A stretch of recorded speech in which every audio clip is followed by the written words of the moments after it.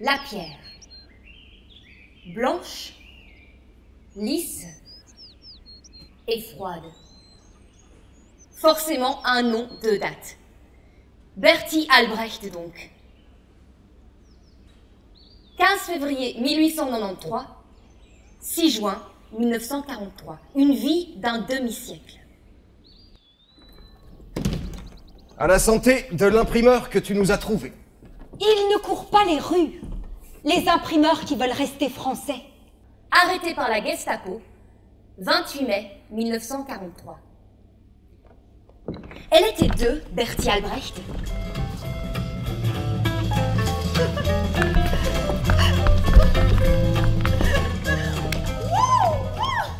Fini les 18 exemplaires, tapez un à un sur la petite machine à écrire.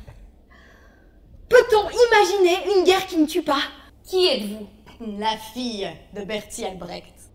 Je ne sais rien de cette femme, elle n'est pas dans les livres. Un peu, parfois.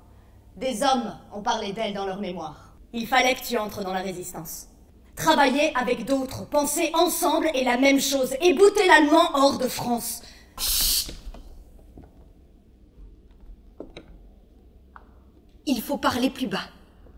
Le mot c'est clandestin. Sinon c'est la prison. Toi tu vas à l'école, tu ne sais rien. Ta mère ne te dit jamais rien. Il faut que partout, les femmes sachent qu'elles ne sont pas des machines à faire des enfants. Qu'elles ne doivent plus vivre suspendues à leurs règles. Quand ils m'ont demandé de désigner votre mère, que je ne connaissais pas vraiment, mais donc je savais quand même qu'elle était dangereuse, qu'elle voulait que les femmes n'aient plus d'enfants.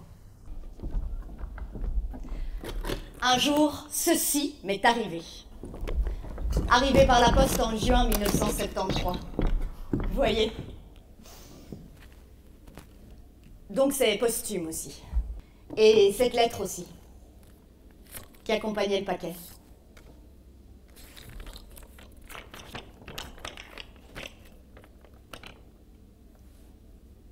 J'aimerais que vous la lisiez, tout haut.